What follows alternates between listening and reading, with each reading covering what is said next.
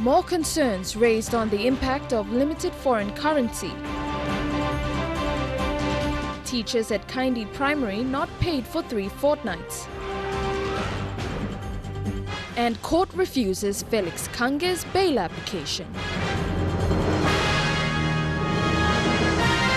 This is National EMTV News with Hope Imaka. Good evening and thank you for joining me for Monday's news. Morobe Governor Kelly Naru has reiterated concerns over the impact the foreign currency pressures and economic downturn are having on the province. Naru told MTV today the risks for Morobe are great in that health services, education will be reduced and the costs of goods and services will rise.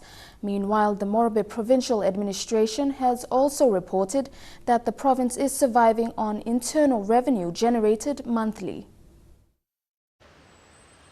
Morobe is a large province and an economic hub able to generate its own internal revenue to sustain itself. But it's starting to feel the pinch of the financial turbulence the country is going through. Functional grants meant for service delivery have not arrived in the provincial administration accounts, and it's affecting service delivery in 9 districts. What we are doing at the moment is basically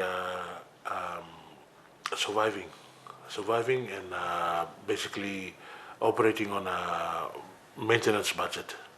That's basically what's happening. In January, cuts were already evident after the Tutumang passed a money plan that contained figures that were significantly lower than in previous years. Among other cuts, local level governments had their budgets cut from $500,000 each to $100,000. The Morobe governor says the risks are very high for a big province like Morobe. You have pressures basically being exerted on the limited funding that we have to enable us to basically continuously run health and education and law and order services, and that puts a strain on government. And so this is the kind of implications that we can envisage going forward. And hopefully with some degree of patience we can manage, but as to how far and how long we can manage is something that I cannot predict.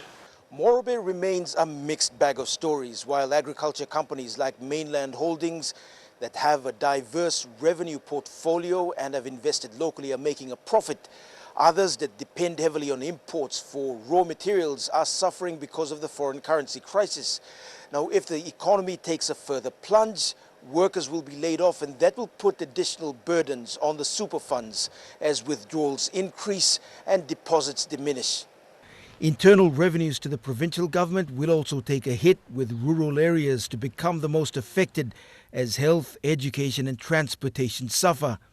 Governor Naru has suggested broadly that austerity measures must be put in place to counter the foreign currency crisis. Scott Waide, National EMTV News, Ley. All teachers of the Kaindi Demonstration Primary School in Wewak East Sepik Province have not been paid for 3 fortnights now. The 20 teachers are sure they will not be paid this week, which will be their 4th fortnight of teaching without pay. If this is so, the school will be forced to close its doors, leaving all 500 students with no choice but to miss classes for as long as this matter remains unattended to by authorities responsible. Rachel Shise with this report from Wewak. This will be their 4th fortnight of teaching without pay if they don't get paid this week. The effect of this has resulted in the teachers not regularly attending classes, which in turn is affecting the 500 students. Teacher kaka wonem na boli kam. Teacher baswe we boli kam. Mi plus talo town, mi plus aron lo bas go kam lo walk. Sumatin lo mi platu. Our children, own children too, they are suffering. In order for any teacher in the country to be paid, their resumption of duty summary sheets, or RODs in short, have to be submitted on time, and Kaindi Demonstration School submitted that of its teachers 4 times since January 25th this year. Me pla one pla long old first school, Deputy Blomi pla lo school, ikarem desla resumption roads. Iku antap hand delivered long. Two plawante Mr. Kawe, primary advisor, na appointment officer, Mr. Peter Wagen. However, word from the payroll headquarters is that the submissions haven't reached the office, which is why the teachers are not paid. Mipla ringim Vapa Maila, team for leader blo Mipla Momasa region long payroll headquarters. Tok save lo Mipla directly also roads blo Kaindi dem. Ino go come up lo headquarters. Also na only no putim Mipla go long payroll. The teachers feel this action may be intentional, as reasons of why this is happening normally doesn't happen to all teachers of any one school. 1 pla, 2 pla, 3 pla, 4 pla, or 5 pla teacher in any one school. Long auto suspension. Not everybody. How display come up lo Kaindi demonstration school? We are very, very suspicious. Rachel Shise, National EMTV News, WIWAC. Students from the UPNG School of Medicine and Health Sciences will continue to boycott classes. Last Thursday, the UPNG Council lifted the suspension of Semester 1, and today classes at the medical faculty were supposed to resume. However, student representative Herman Paimus said majority of students are willing to continue boycotting classes. We arrived to a scene of students who were assuming to return to class. Unfortunately, students were told at a forum that they will continue boycotting classes. Students' leader at the forum addressed the students, giving them reassurance that the fight for the Prime Minister, Peter O'Neill, to step aside to allow investigations into allegations against him to continue. One of the main points brought up was the lack of medicine in hospitals. Medical faculty student representative Herman Piemo told the students that would they rather graduate and go work in a hospital that has no medicine or continue the fight to see the end of corruption. He repeated the message to the media on why the medical faculty would continue their boycott. For our 8 million people in this country, for our people living in the villages, in the remote places who are suffering, some of the people, some of the mothers who are giving birth in the remote places, they die of bleeding and birth complications because of not enough government services. There are people out there who are suffering. On behalf of the 8 million people of this country, the School of Medicine and Health Science, considering all avenues possible, we have decided to stand. And we really want to see the government change. We really want to see justice and righteousness prevail in this nation.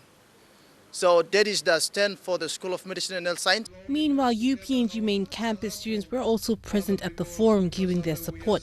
Chris Kipelan, representing the SRC, called on members of the parliament to support the student stand and form a new government. Stand that we are requesting them to do honorable thing is to cross over and form a new government for the best interest of the people they represent, the best interest of the province they represent, for the best interest of the electorate they represent, and for the best interest of this country. He said the UPNG SRC President Kenneth Brabo was currently in Leh meeting with Leh Unitec to give their support that the boycott will continue.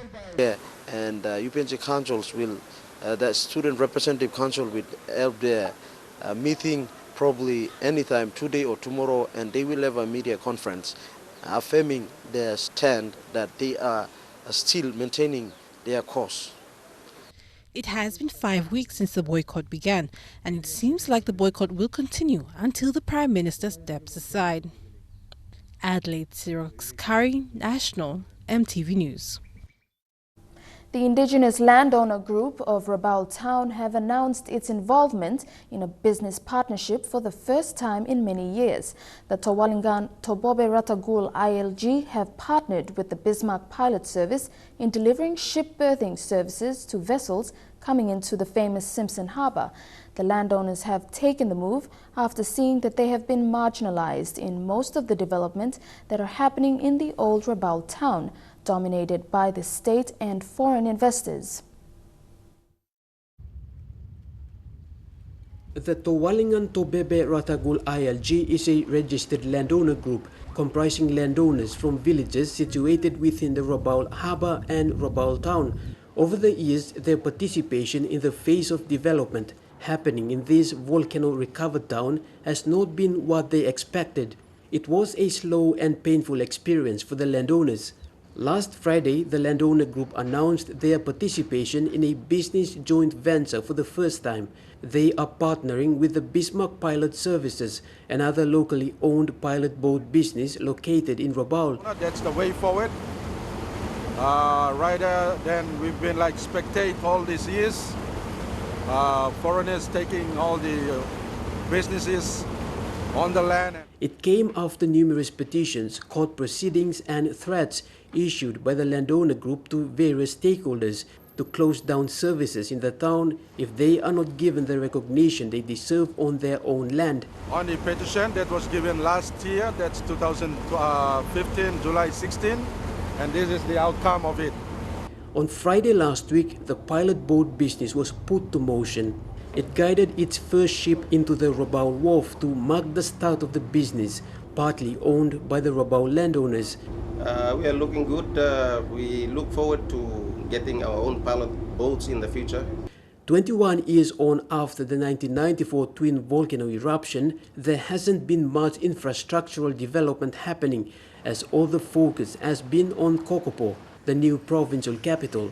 Rabaul remains the gateway for tourists coming into the province, and apart from the usual small tour guide businesses in the villages, the landowners want to try something different, they say.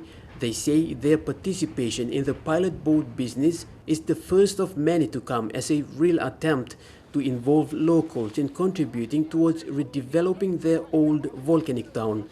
Edwin Fidelis, National EMTV News, Kokopo.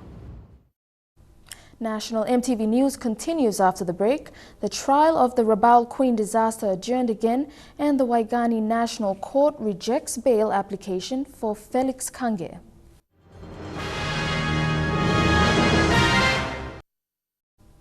Welcome back. The Rabaul Queen trial in Kokopo has been further adjourned for another 5 days after state prosecutors appealed for an adjournment. The trial was scheduled to resume today, but was further adjourned to June 14th due to unavailability of witnesses. The state prosecutors requested that the trial be adjourned as they need more time to source funding to continue the trial. It is understood the state needs at least 1.5 million kina to cater for witnesses who are living in other provinces. The money will cover the travelling fares and accommodation of witnesses during the court hearing in Kokopo this month. The Waigani National Court has refused bail application for lawyer Felix Kange today. He allegedly shot his wife, Regina Morove, last month. Justice George Manuhu said the court was unmoved and unconvinced of the affidavits and grounds presented by Kange to be granted bail. Kange was arrested and charged with manslaughter on May the 30th in Port Moresby. On the night of May 14, the alleged shooting took place at the family home in Port Moresby. Kange, 39 years old and owner of Kange Lawyers, is from Southern Highlands Province. He was married to Regina Morove of Central Province until her death. Late Regina is survived by her 6-month-old son. According to the facts provided in court, the firearm accidentally went off and killed late Regina. However, the court today questioned that if it was an accident, how is it that she was shot in the mouth? The court is also curious that the biological father and the arresting officer both agreed for the court to grant Kange bail in the affidavits presented last Friday. Justice Manuhu said it is unusual for the investigator to agree when the case is still fresh. He is also curious that the father agreed for bail to be granted, especially when they are mourning the death of a daughter. Justice Manuhu said the case has not been investigated properly and there are many unanswered questions to the alleged shooting. The court would like the father of late Regina, currently in Australia, to come back to PNG and remain here to file statements for the court. Vasinata Yama, National EMTV News. Two cases involving human rights violations for asylum seekers at the Manus Regional Processing Center will now be heard as a consolidated matter. This direction was issued by Chief Justice Sir Salomo Injia this morning during a Supreme Court directions hearing. The two cases that involved over 500 asylum seekers will now be heard in relation to the Supreme Court's early decision, which states that the Manus asylum detention is unconstitutional. Chinese Harbour Engineering, the company undertaking roadworks along the 9-mile to Gerehu Road, is also assisting residents of Tassion Barracks who have been affected by construction work. The company is building new houses for the police officers and their families. This comes soon after the residents raised concerns on health and safety issues. Following the grievances raised by police officers and their families regarding the environmental damages and their health safety, Chinese Harbour Engineering has come to their aid with building facilities. In 2014, 46 police officers and their families residing at Tassion Barracks submitted a petition to Chinese Harbour Engineering for the relocation of their homes prior to the road construction. Some of their demands are pertaining to the health and safety, prompting them to ask for a relocation away from the barracks. But since 2014 till today, only clear him tas all up where all by relocating me plan. There is no sign lo sem one fast progress lo this la relocation site. 2 weeks ago, frustrated residents prevented work on sections of the Tassion Barracks Road and called for the developer to settle their grievances. Meanwhile, 20 containers of building materials have arrived from China. Building materials are designed for kit homes which have been structured. The new housing project is underway with construction work going on at the moment. Now plug and looking or something come up. Lo backside I'm all workman work stuff. Now I'm operation start now. Lo making house work lo police line. According to workers, the scope of work is said to be completed within 2 months. Eric Arupma, National EMTV News. United States Ambassador to PNG, Catherine Ebert-Gray, said PNG needs to protect its bird species. She said although there is no clear evidence of illegal trading, PNG needs to have laws to protect its bird species. The U.S. ambassador made those comments during the celebrations of the World Environment Day tree planting at the Coca-Cola Amatil headquarters in Lae last Friday. World Environment Day is observed on June 5th every year to raise awareness to protect the nature and the planet Earth. It is celebrated in over 100 countries, including PNG. U.S. Ambassador to PNG, Catherine Ebert-Gray, who attended the celebrations in Lae, said PNG has more than 1,000 different bird species and it needs to protect those birds. It's a great source of tourism, and it's of great interest to people around the world who come to see the birds of your beautiful country. Another concern is overfishing in areas around PNG and also in the South Pacific. Illegal and unregulated fishing have triggered a depletion of fish stocks, and this is causing a loss in revenue for countries that have control over these waters. The United States and Australia and other countries have been working together here in the Pacific to come up with ways to monitor the fishing going on in the area and to help you control that illegal fishing. In Lae, Coca-Cola Amatil employees took half of the day off to plant trees. 9 trees were planted in front of the factory as awareness to communities of the importance of protecting the environment. We have to create reinstation and reminder of that in everyday life. And it's so relevant in PNG. Mata Luis, National EMTV News, Lae. In a step towards building relations with Japan's military, the PNG Defense Force today accepted a donation of musical instruments towards the military band. The grant contract signing was officiated by Japan's ambassador to PNG, Morio Matsumoto, and PNGDF Commander Brigadier General Gilbert Toropo at the ambassador's official residence. As PNG prepares for the 2018 APEC conference, this contract signing seeks to develop the PNGDF band that will play a role in the staging of the summit. Japan's government has extended its assistance to the value of $104,448 through its Grant Assistance for Cultural Grassroots Projects, or GCGP, for the procurement of musical instruments of the PNG military band, making it possible to form a 32-man band. Asked about the PNG Defence Force's relations with Japan, Brigadier General Toropo said he is excited about the contract signing, not only for the band, but also for the newfound relationship with the Japanese embassy, as he believes it will open doors for more opportunity for the Defence Force to build relations with Japan, who is a strong nation in terms of military power. Japan is one of very strong economies. And we can not only benefit through our economic benefits, that it's the security umbrella now that we can also count on with strong countries like Japan.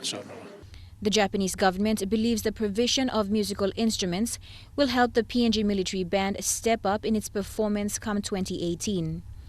Japan's Prime Minister Shinzo Abe last month reaffirmed Japan's willingness to support PNG's preparation for the 2018 summit. Japanese Ambassador to PNG Morio Matsumoto, on behalf of Japan, asked the PNG Defence Force to manage the project well, that will in turn build and enhance capabilities of the military band, concluding with expression of determination to further enhance Japan-PNG relations.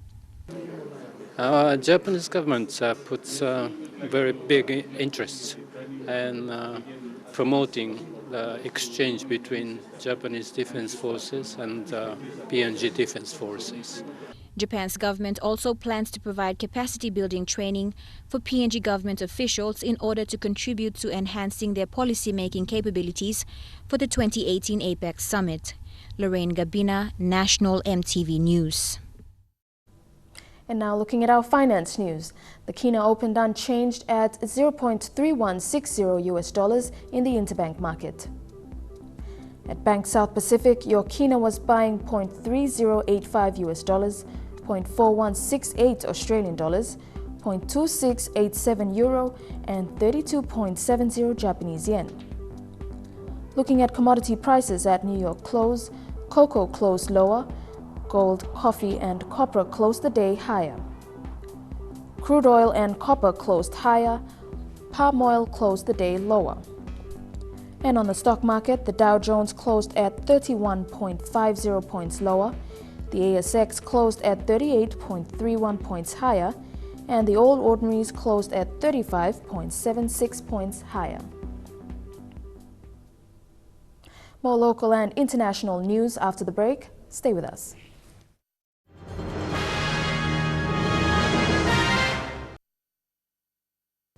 Welcome back.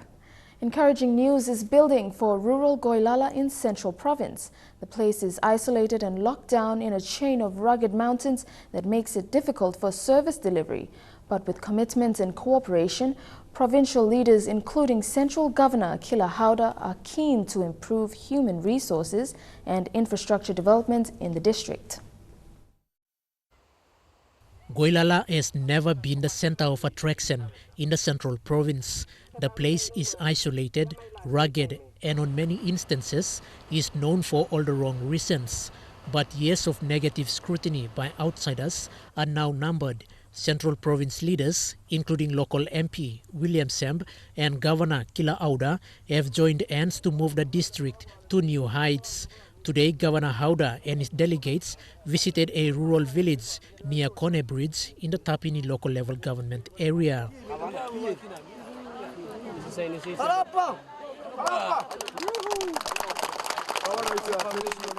The people there say this was the first visit by a governor to the village. Realizing that Goilala is a potential food bowl for Port Moresby, road access remains a hindrance. But Governor Hauda says the Goilala road upgrade will be considered in the next lot of funding from the World Bank. I've been honored by Member for Works that in the second tranche of the World Bank development, we will be included in there. So I am hopeful that when the first trench goes, and we will be one of those in the second trench to our Goirala Road. And I want to say at this point in time that I want to thank the government of Papua New Guinea and also the Honourable Minister for taking this initiative to build Goirala. Goirala is a food bowl of Port Moresby. While road infrastructure remains a priority for the provincial government, the education sector continues to receive the biggest slice of the provincial budget. Figure on our scholarship is 2 million for every year, 2013, 14, and 15, and this year as well. This year is 2.6. So much demand, and we've increased it to 2.6. So as far as delivery is concerned, we are doing our best in Goirala, also being rugged. Today, you saw for yourself, we delivered musical instruments and also the solar lights for the entire Goirala electorate.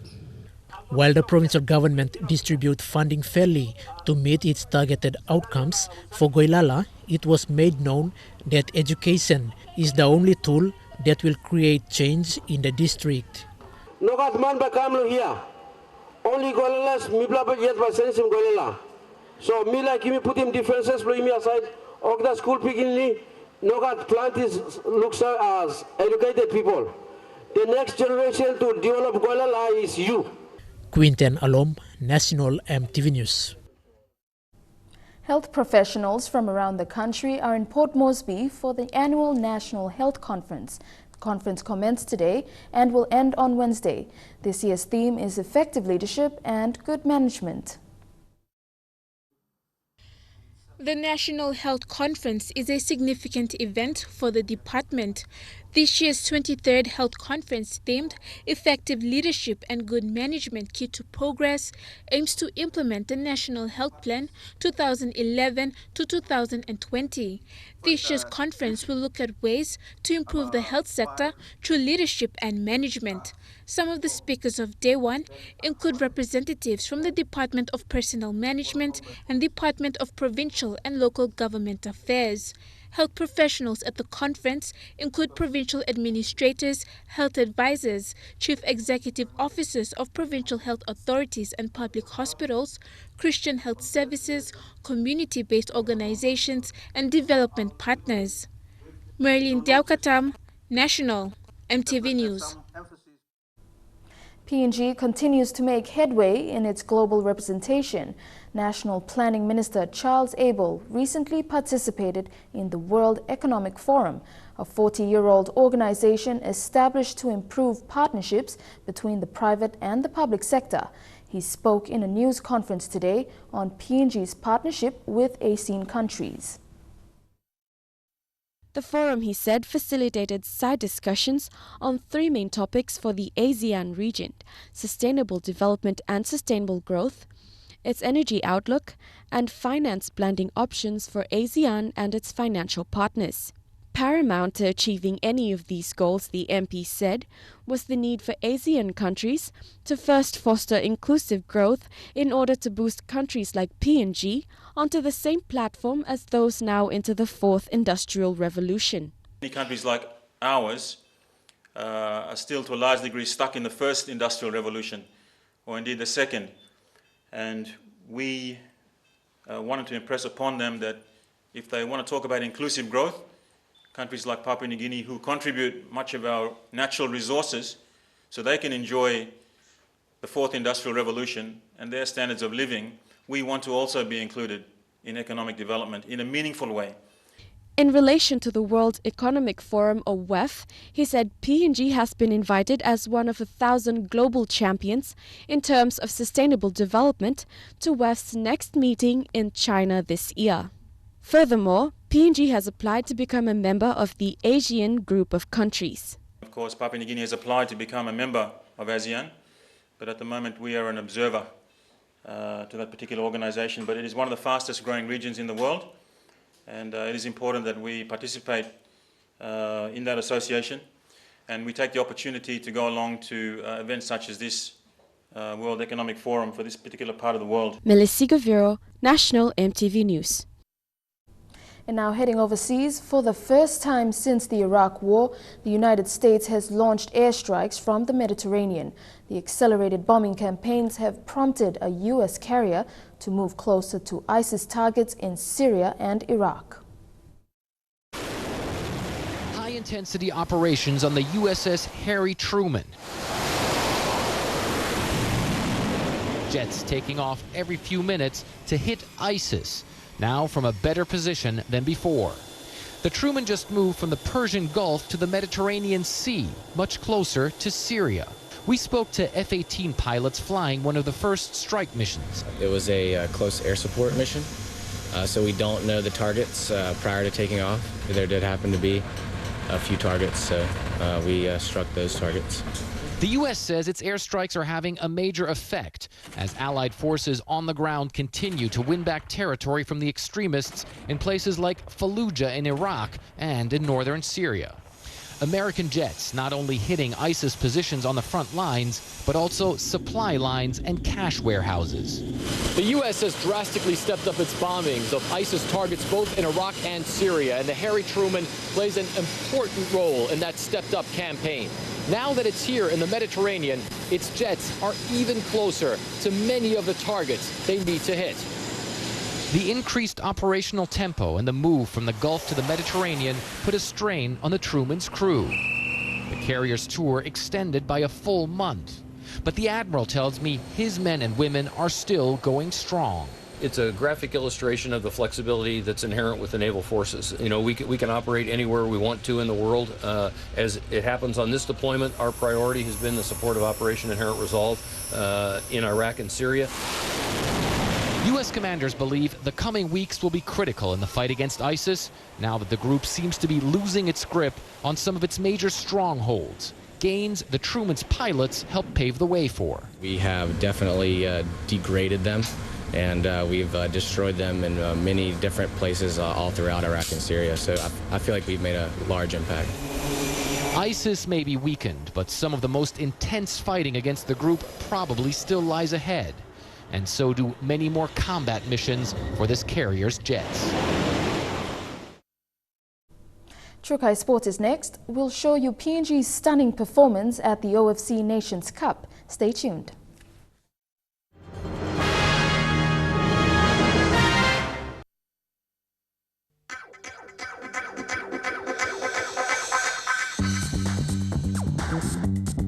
Trukai Sports.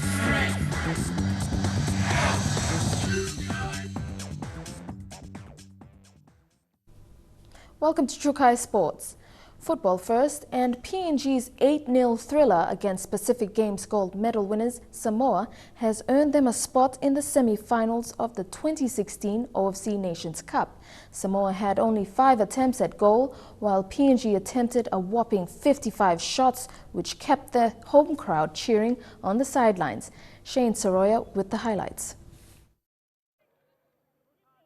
Fleming Surge's left charges looked dangerous from the outset, with Tommy Sami, Michael Foster, Raymond Gunemba and Nigel Debinyaba forming a 4-pronged attack that kept Samoa's defense well occupied. And they can end another drought today. Despite being under the pump, Samoa managed 3 shots on goal in the first half, with one of those on target to test Ronald Warrison in goal for the home side. 3 targets in blue. Oh, it's a good cutback chance on Samoa. However, Papua New Guinea putting relentless pressure on their opponent's defense. It wasn't long before they had their opening goal, courtesy of Michael Foster, who sent the ball between Tad Sikovi and his post. Haven't got a goal to show for it yet. Here's Semi. Cut back, and Emma's missed a chance for Foster. And Papua New Guinea do have the lead. Raymond Gunemba then added to the scoring with an impressive solo effort 33 minutes in to give Papua New Guinea a 2-0 lead going into the halftime break. Papua New Guinea at times. Daminyaba. Chance here for Gunemba. Cuts back in. Surely must be a goal. And it is. Papua New Guinea. A stand token from Surridge left during the break, combined with the continued backing of the vocal home crowd, buoyed PNG's second-half performance as Foster had his second 5 minutes after the restart. It's cut back, oh, and a chance, and it's in the net. And who else but Michael Foster? Foster puts the ball in the net. He couldn't. Nigel Dobinyaba and Korea Kupaiga both got on the score sheet. And there's a foot race here. Ganemba against Sokobi. He's around the goalkeeper. He's got Dabinyaba. And it's in. And then they go for the, flag stayed down. Upaiga. While two more goals to Ganemba saw him take home a hat-trick along with a win and a spot in the semi-finals. Permutations for the semi-finals, and Sokobi off it. Oh, and he's made a mistake. It's a gift for Raymond Ganemba. Players in forward positions and try and hit Papua New Guinea as best they could on the counter. And here's Ganemba. He's round Sokobi. And there's the hat-trick. Here's goal number 8. First of all, we are proud that we have made football history here, that PNG for the first time is in the semi-finals, and we actually intend to go all the way to the final. Happy with my performance from the boys' old team. Thank you, Lo. Nice performance, we put him. Thank you, Lo, big man, Lo. This la result, me like him. Just happy straight. The performance, me want them whole team as a whole. In the semi-final matchups, New Zealand will take on New Caledonia at 4 p.m. this Wednesday, before Papua New Guinea will play Solomon Islands at 7 p.m. here at the Sir John Guy Stadium in Port Moresby. Shane Saroya, National EMTV Sports. Still in football, with Papua New Guinea's massive victory over Samoa on Sunday, the home side now has a chance to create history on their own as they prepare to face Solomon Islands on Wednesday evening. The host side was placed in a difficult pool, together with 2012 Nations Cup winners Tahiti and runners-up New Caledonia, with all three nations fighting for a semi-final slot. PNG needed a bigger goal difference than their Group A rivals, and it was something that the home support were fully aware of. A somewhat subdued audience early on, there were nervy moments for PNG with only a 2-0 scoreline to show for. By the end of the first half, cuts back in, surely must be a goal, and it is. Papua New Guinea. Toward the later part of the match, and leading by an already comfortable 8-0, the stadium was filled with singing, dancing, and lots of laughter. Top of the group. It will be left up to the football gods to decide what they're upon. With a victory in the bag, PNG now needed a crucial draw in the day's other match. Enter New Caledonia and Tahiti. The 2012 grand finalists and deep rivals were both desperate for a win. A draw would see New Caledonia in, Tahiti out, and Tahiti were fighting for survival with nothing less than a win on their minds. The match full of skill and heavy defending, but it was New Caledonia who would take the lead. Bertrand Kai, it's a goal! The old stager has done it! There were hearts in mouths towards the dying stages for New Caledonia as well, and it was Tahiti who would equalize on the stroke of full time. Chance, it's in! Oh, can you believe it? 2012 defending champions Tahiti have now officially crashed out of the OFC Nations Cup with that 1-1 draw against Francophone rivals New Caledonia. The result, however, means a number of things, especially for the home side Papua New Guinea. If New Caledonia had beaten Tahiti, PNG would have been in second place and would have faced the difficult prospect of facing New Zealand.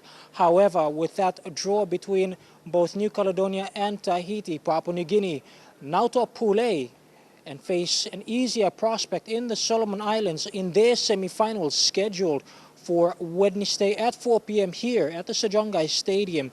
For New Caledonia in second place now, and they will now face the difficult prospect of heavy favourites New Zealand. Jeremy Mogi, National EMTV Sports. On behalf of the New Island Triathlon, initiator and competition director Rachel Saperi James was present on Saturday night to receive SB Award Community Sports Initiative.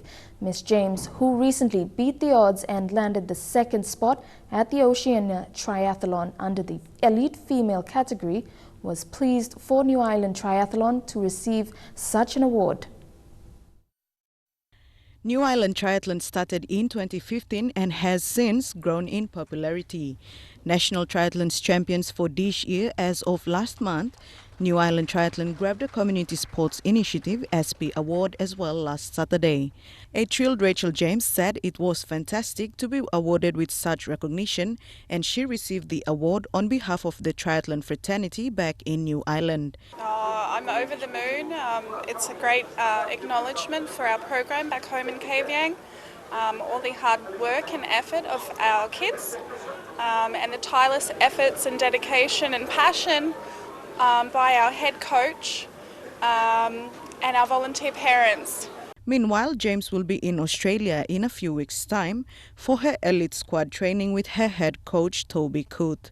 Kids in rural areas don't have enough access to resources and to sporting community programs, and I thought I can do something back home and really make a difference, because these kind of programs aren't available to the kids in New Ireland, and I thought, She looks forward to bring back technical savvy and resources to develop the sport further.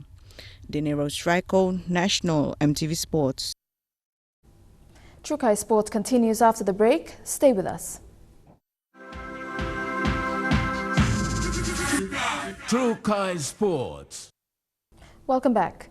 After the SP PNG Hunters win over the weekend at the National Football Stadium, they now sit in 4th place in the Intra Super Cup. The Hunters are on 18 points with a total of 8 wins, 4 losses and 1 bye. Points difference is what separates the Hunters from the 3rd-placed Redcliffe Dolphins, who are also on 18 competition points. The Townsville Blackhawks have maintained their dominance in the competition, having only lost 1 game so far this season, which was to the Hunters. The top 5 teams on the Intra Super Cup ladder are Townsville Blackhawks, Burleigh Bears, Redcliffe Dolphins, SP PNG Hunters and East Tigers. The Hunters will play the South Logan Magpies this Saturday at home at the National Football Stadium. The game will kick off at 6:30 p.m. Elijah Levitt, National EMTV Sports. To NRL, the Canberra Raiders beat the Manly Sea Eagles 30 points to 18 on Friday night, while the New Zealand Warriors caused another upset, beating the Broncos 36 points to 18. The Cowboys thrashed the Knights 46 points to 16, while the Storms maintained their lead on the top of the ladder after their 24-6 win over the Panthers. On Sunday afternoon, the Roosters defeated West Tigers 32 points to 18, while the South Sydney Rabbitohs and the Gold Coast Titans clash went down to the wire, with Titans coming out victorious 29 points to 28. Second place Sharks will go up against Bulldogs on the 6th place at ANZ Stadium tonight. KK Kingston in Lae has shown its support in developing sports in the province. On the weekend, it held a powerlifting competition in aims of raising funds to purchase new sporting equipment for the Lae Gymnasium. KK Kingston CEO Michael Kingston says the initiative also provides an avenue to identify local talents in powerlifting. The indoor complex at Lae's Ignatius Kilage Stadium was packed with mostly young talented powerlifters who had come from all areas of the city to participate in this sporting event. This powerlifting competition, which also pushes for the development of sports in Morobe, has attracted women and girls of all age categories. Company CEO Michael Kingston highlighted the need for more sporting infrastructures that will encourage more sports events, at the same time identify sports talents. We started getting involved in powerlifting as an ongoing project. It's partly to get new equipment, because powerlifting needs specialised equipment, but it's also to have competition. The gymnasium in Lae continues to face shortage of equipment, and various sporting federations, including the Powerlifting Federation in Lae, have taken a stand to help address this shortage by doing fundraising initiatives. The money raised from this competition will go towards improving some of the powerlifting facilities at the Lae Gymnasium. I think personally PNG should be developing world champions. We have the natural talent. Some of the young ladies especially, but also the men that you see here today, with some development and training, they could be world champions.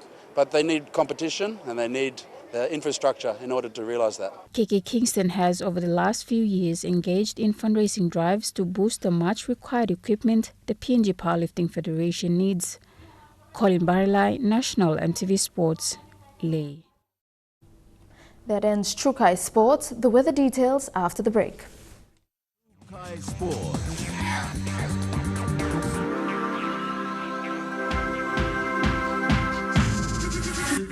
True Kai Sports. Your weather forecast for tonight and tomorrow. In the southern region, shower or two for Port Moresby, Kerema and Alatau, and fine for Daru with some showers for Popondetta. In the Momasa region, some showers for Ley and Madang, thundery showers for Wewak and shower or two for Vanimore. In the New Guinea Islands, a shower or two for all centres. And in the Highlands region, brief showers then morning fog for all centres. Now recapping our top stories for tonight. More concerns raised on the impact of limited foreign currency. Teachers at Kaindi Primary not paid for 3 fortnights. And court refuses Felix Kange's bail application. And that's the news, sports and weather for tonight. On behalf of the entire news team, I'm Hope Imaka. Pleasant viewing. Good night.